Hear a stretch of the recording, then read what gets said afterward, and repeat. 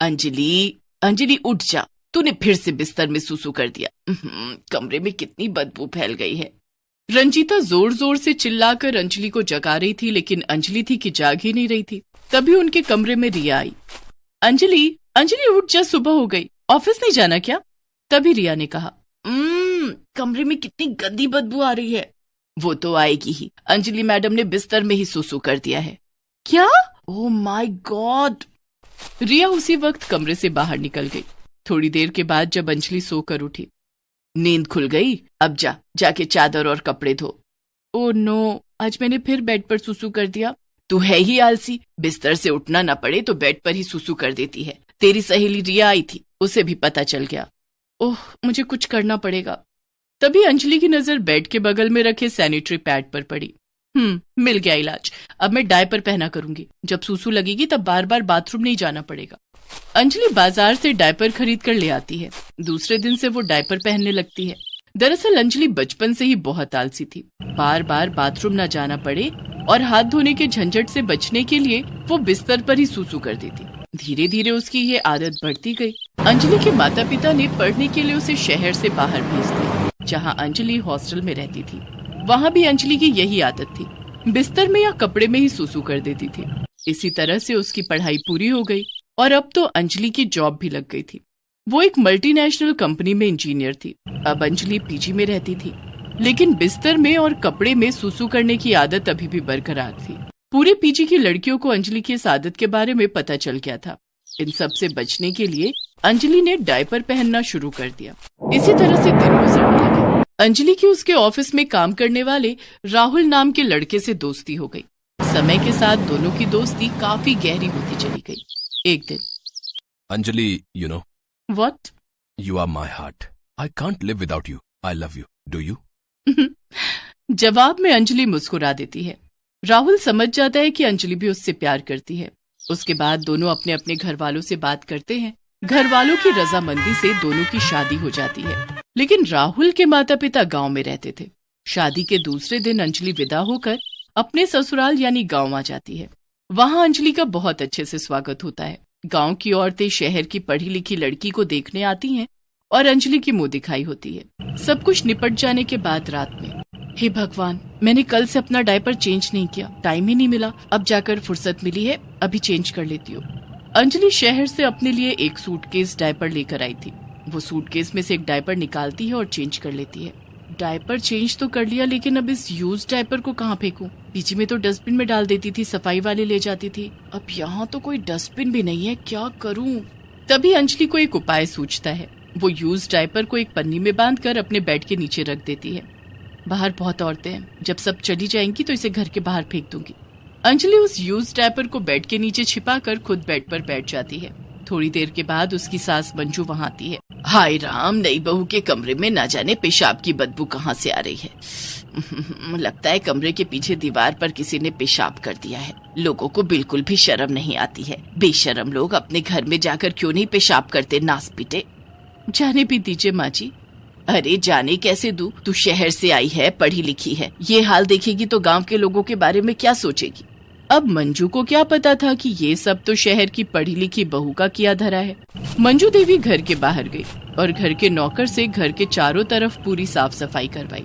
रात को जब राहुल कमरे में आया, अरे अंजलि, कमरे में ये बदबू कैसी है? पता नहीं, ना जाने कहाँ से आ रही है। अंजलि मन ही मन सोचती है, कल सुबह सबके उठने से पहले ही वो यूज डायपर फेंक दूंगी। अगर किसी को पता लग गया तो बड़ी बेइज्जती हो जाएगी। लेकिन रात भर कमरे में बहुत बदबू आती रही। राहुल को ठीक से नींद भी नहीं आ रही थी। वो उठकर कमरे के बाहर सोफे पर सो गया। इधर अंजलि ने अपनी घड़ी में सुबह 4 बजे का अलार्म लगाया। सुबह 4 बजे जब अलार्म बजा तो उसकी नींद टूटी। अब ये यूज डायपर घर के बाहर फेंक देती हूँ, किसी को कुछ पता नहीं चलेगा। अंजलि ने जैसे ही अपने कमरे की लाइट ऑन की, तभी उसकी सास मंजू उसके कमरे में आ गई। अंजलि उस समय अपने बेड के नीचे थी। वो डायपर निकालने के लिए झुकी थी। अरे बहू, तू बेड के नीचे क्या कर रही है? अपनी सास की आवाज सुनकर अंजलि घबराते हुए बोली, अरे माँ जी, आप इतनी सुबह उठ गई?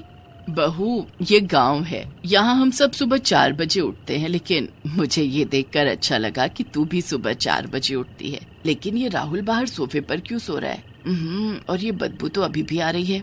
वो माँ जी कल रात उन्हें बहुत मच्छर काट रहे थे, इसलिए वो बाहर सोने चले गए। कमरे की खिड़की खुली रह गई थी ना, इसलिए कमरे में बहुत मच्छर आ गए थे।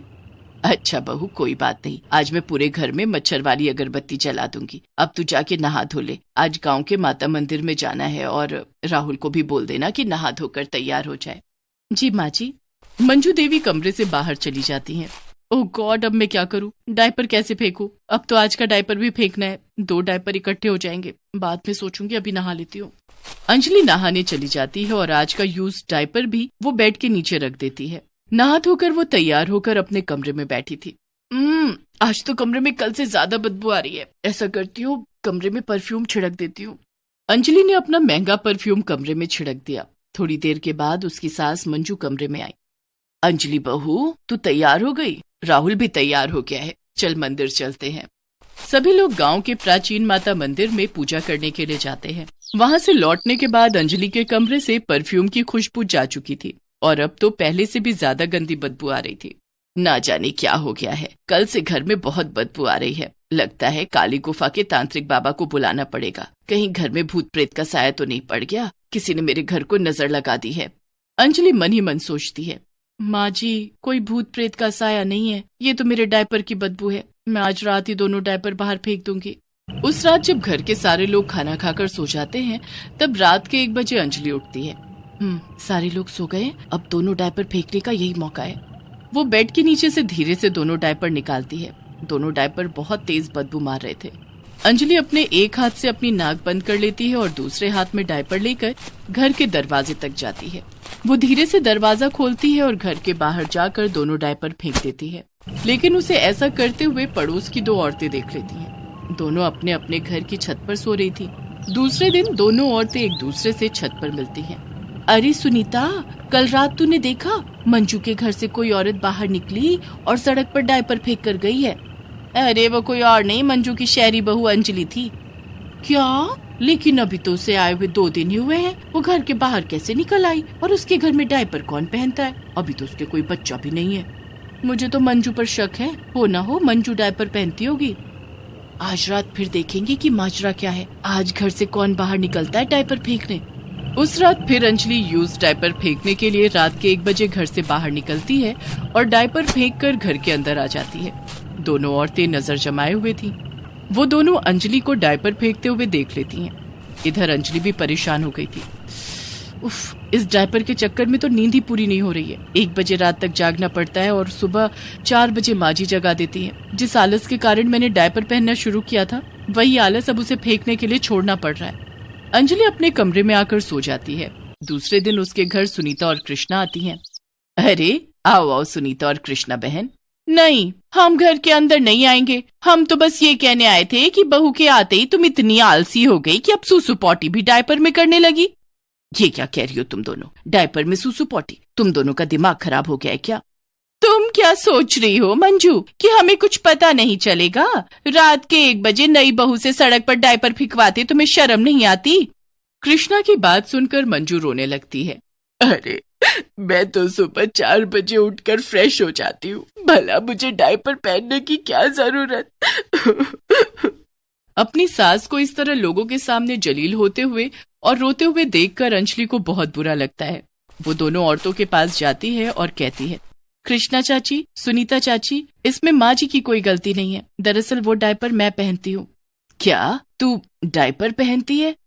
जी माँ जी, मैं अपने आलस के कारण बेड पर ही सुसु कर देती थी, जिससे बचने के लिए मैंने डायपर पहनना शुरू किया। लेकिन अब मैं कान पकड़कर कहती हूँ, मैं अब कभी डायपर नहीं पहनूंगी। जिस कारण से मेरी माँ जैसी सास को शर्मिंदा होना पड़े, वो काम मैं कभी नहीं करूंगी।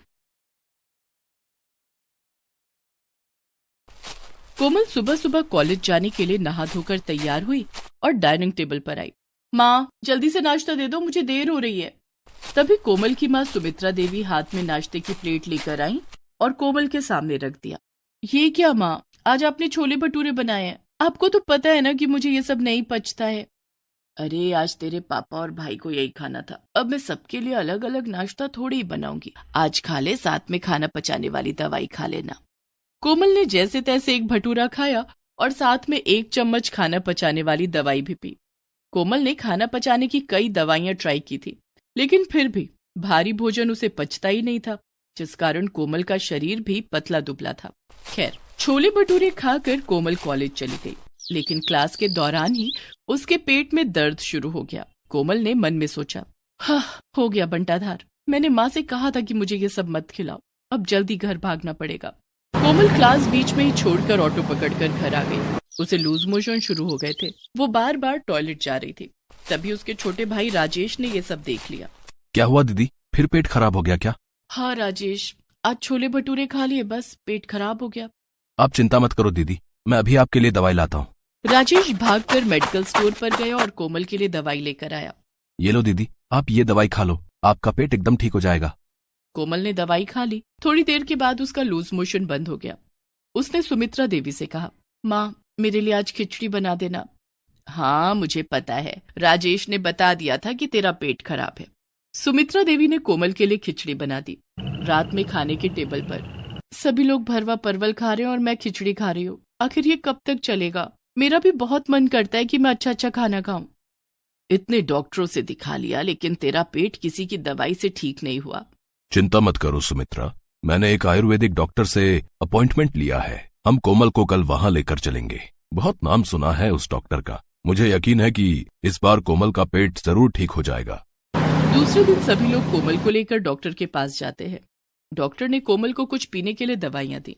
कोमल मन ही मन में सोचती है, बाप रे, इतनी दवाइयां, मैं तो भूल ही जाऊंगी कि कौन सी कब पीनी है।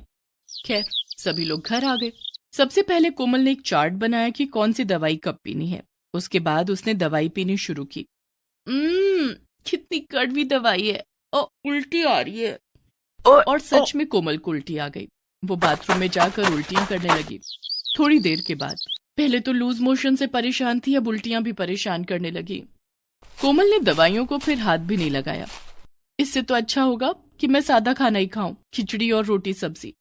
कोमल कॉलेज में दूसरी लड़कियों को चाट पकौड़ी, बर्गर और रोल खाते हुए देखती तो उसके मुंह में पानी आ जाता। हाय, कितना मन कर रहा है कि मैं भी ये सब खाऊं, लेकिन खा लिया तो पेट खराब हो जाएगा। इसी तरह दिन बीत रहे थे और कोमल अपना मन मार कर रह जाती। कभी कुछ अच्छा खाने का मन भी होता तो नहीं खाती। धीरे धीरे कोमल की कॉलेज की पढ़ाई पूरी हो गई तो अब उसकी शादी की बातें चलने लगी थी। एक दिन, कोमल बेटी, आज शाम तुझे देखने के लिए लड़के वाले आ रहे हैं, जा तैयार हो जा। ठीक है माँ। कोमल तैयार हो गई। शाम को लड़के वाले भी आ गए। लड़के वाले दूसरे शहर से आए थे। हमें लड़की तो पसंद है, लेकिन लड़की बहुत पतली दुबली है, कुछ खाती पीती नहीं है क्या?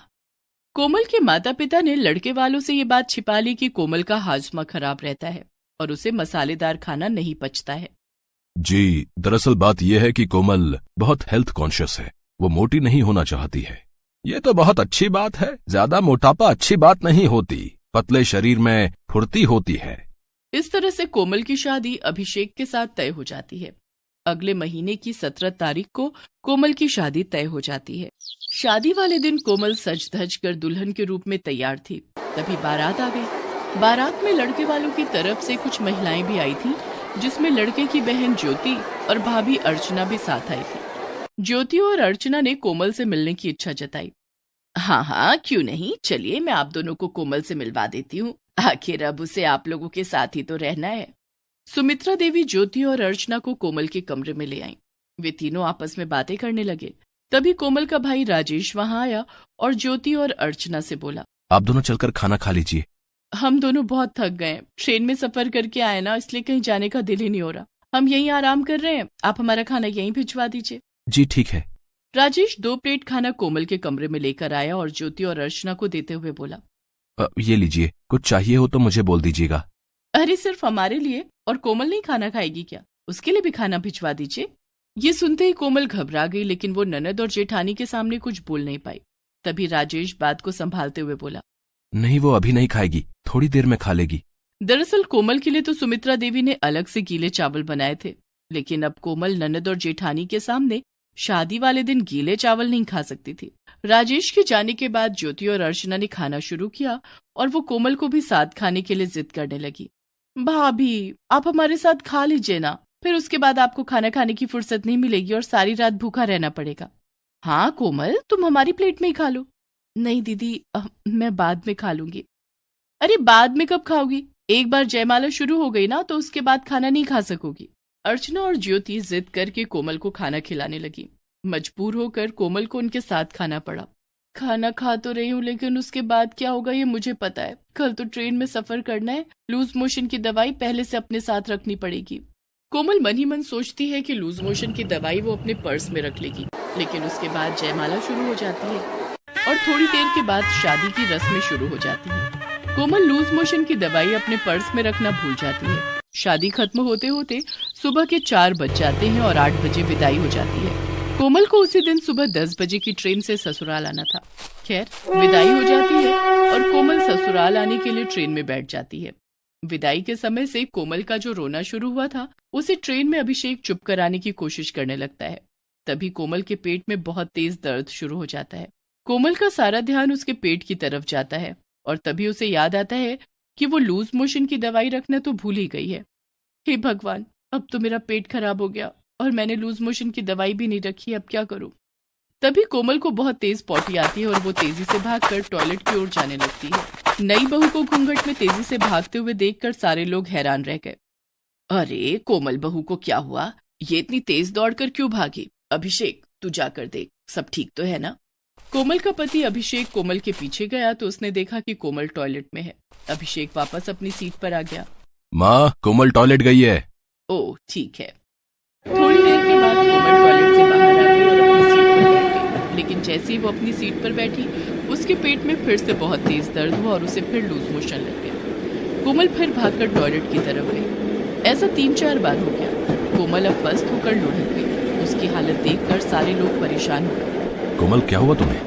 ज्योति ने कोमल को पानी पिलाया और अर्चना उसका सिर सहलाने लगी। तभी कोमल के ससुर ने कहा, कोमल बहू, तुम्हारा पेट खराब है क्या?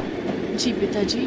परेशान मत हो बहू, ये लो दवाई खा लो। मैं सफर में लूज मोशन की दवाई साथ लेकर चलता हूँ। कोमल ने दवाई खा ली। थोड़ी देर के बाद उसे आराम मिल गया। ससुराल आने के बाद वहाँ भी कोमल को पूरी कचौरी खाने के लिए दिया गया, लेकिन कोमल ने नहीं खाया। अरे क्या बात है कोमल, तुम खाना क्यों नहीं खा रही हो? मायके की याद आ रही है क्या? कोमल ने अब सोचा कि कब तक छिपाऊंगी और कितना झूठ बोलूंगी। उसने अभिषेक को सब सच बता दिया। दरअसल अभिषेक जी, तला भुना और मसालेदार खाना मुझे हजम नहीं होता है। मेरा पेट खराब हो जाता है। मेरी पाचन शक्ति बहुत कमजोर है, इसलिए मैं बहुत हल्का खाना खाती हूँ, जैसे खिचड़ी, गीले चावल, सूखी रोटी और लौकी कद्दू। तो ये बात है, इसलिए ट्रेन में तुम्हारा पेट खराब हो गया था? जी। परेशान होने की कोई जरूरत नहीं है। मेरा दोस्त तरुण बहुत अच्छा डॉक्टर है, मैं कल ही तुम्हें उसके पास ले चलूंगा। दूसरे दिन अभिषेक कोमल को डॉक्टर तरुण के पास ले जाता है। घबराने की कोई बात नहीं है, इनकी पाचन शक्ति कमजोर है, इस वजह से मसालेदार या तला भुना खाने से बहुत जल्दी इनके पेट में इन्फेक्शन हो जाता है। मैं कुछ दवाइयाँ लिख रहा हूँ, जिसे खाने से इनकी पाचन शक्ति बहुत जल्द अच्छी हो जाएगी। डॉक्टर तरुण ने कुछ दवाइयाँ लिखी, जिसे कोमल ने खाना शुरू किया और बहुत जल्द उन दवाइयों ने अपना असर दिखाना शुरू कर दिया। कोमल की पाचन शक्ति अब आम लोगों की तरह हो गई थी और अब कोमल ने भी पूरी कचौरी खाना शुरू कर दिया था।